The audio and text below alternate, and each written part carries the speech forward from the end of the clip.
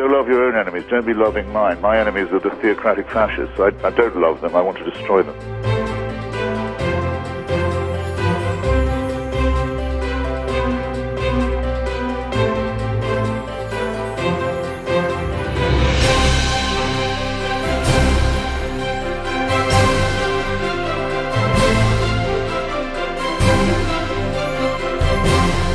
You're a child made in the image of God. Oh no, you're not.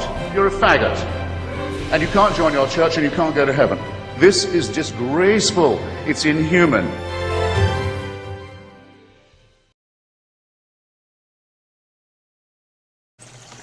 So last night, I'm driving, of course, because that's what I do.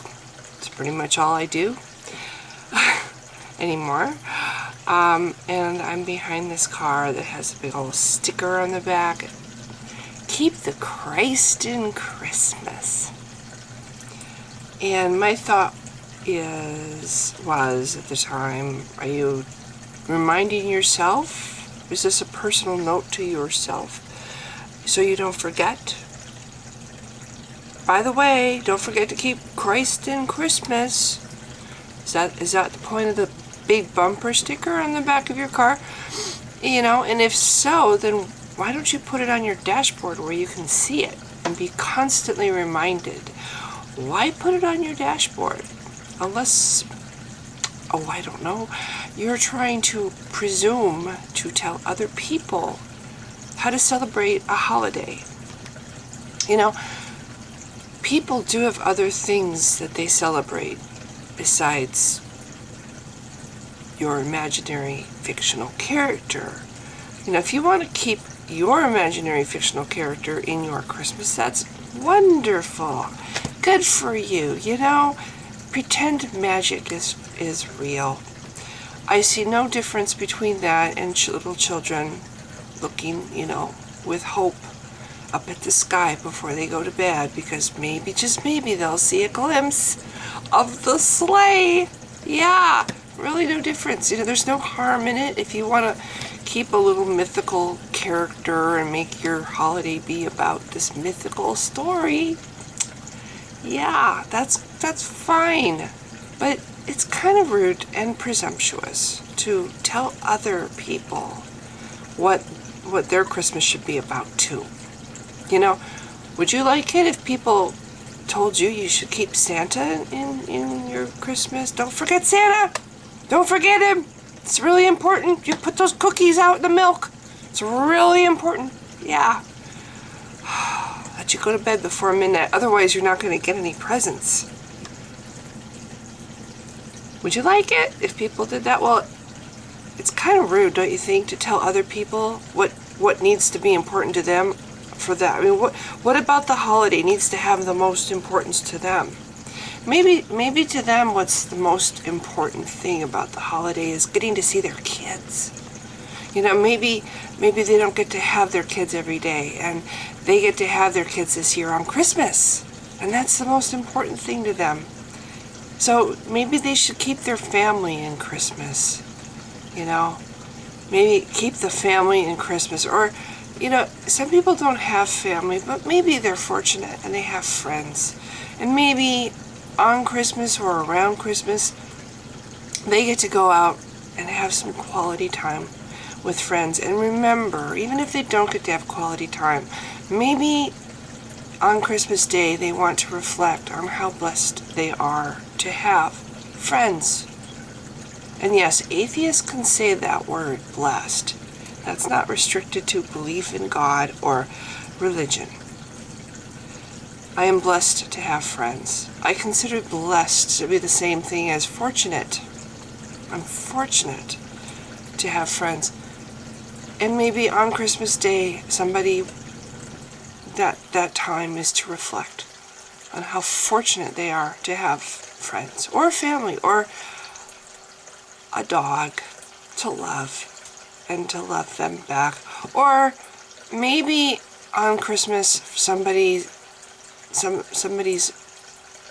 meaning, or what they find the most meaningful on Christmas Day is remembering people who are dead now, people who are gone, people they don't have anymore, remembering them So in a way that person or people they remember are there in spirit, pardon the pun, but in their hearts, in their memories, reliving again through their memories. Maybe Christmas to somebody is just going out and taking a walk in the snow if it snowed, and looking at the beauty of the season. You know, the Christmas lights everywhere.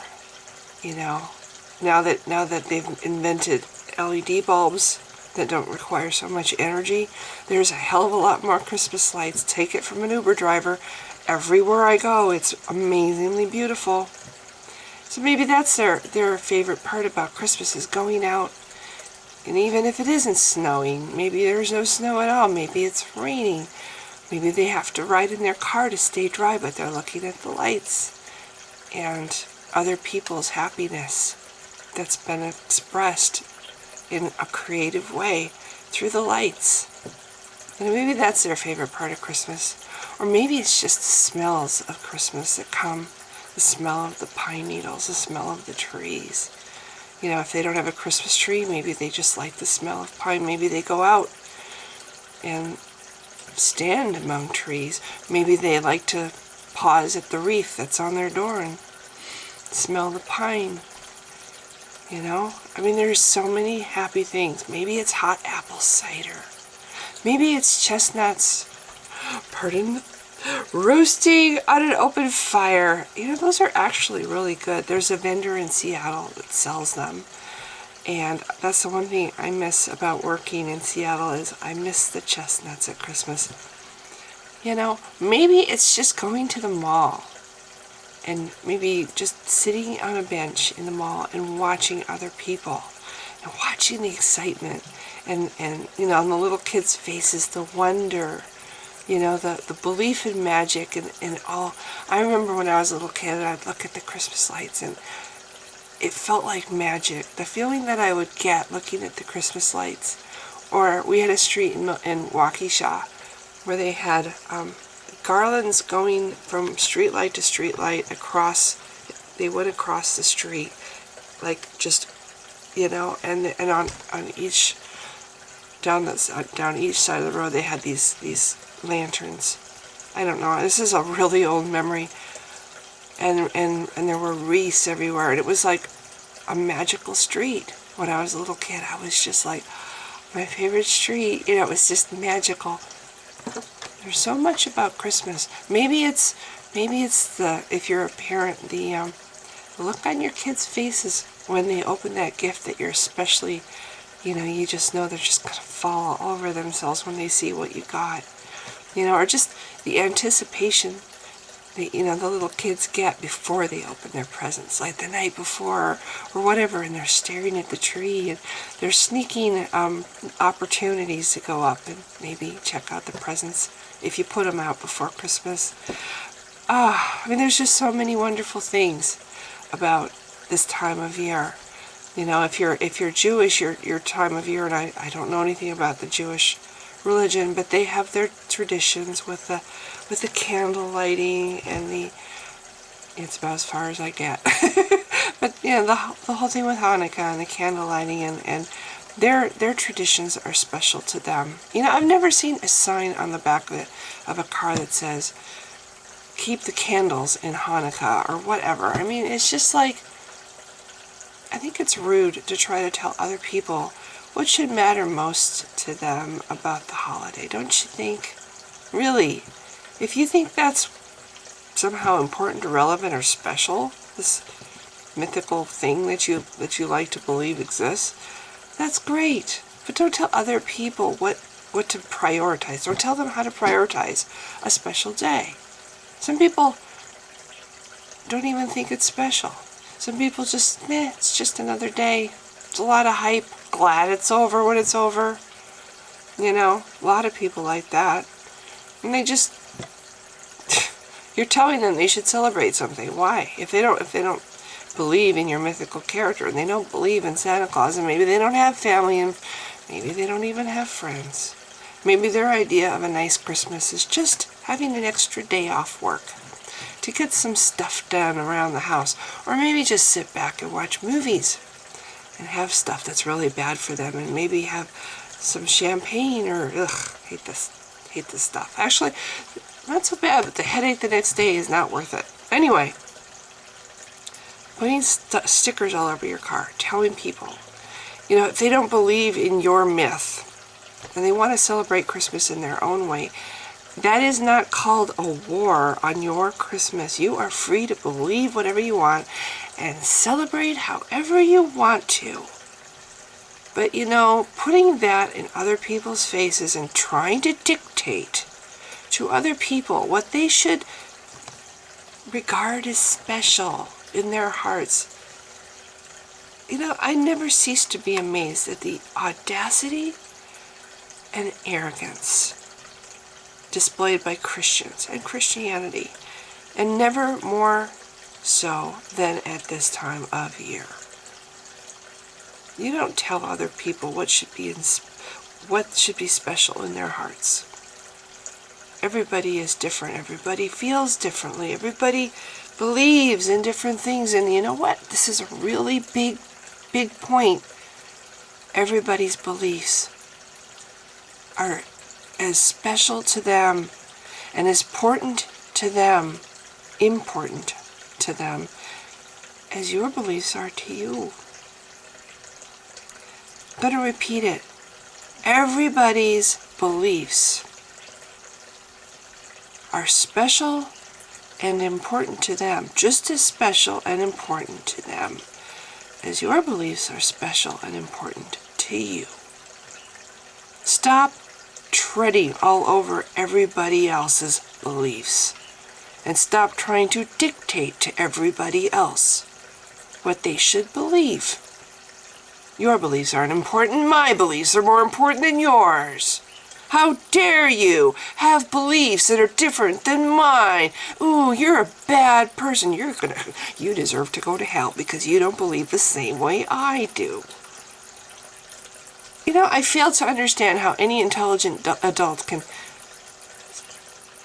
actually think that that's an okay thing to say to other people, or an okay way of thinking about other people.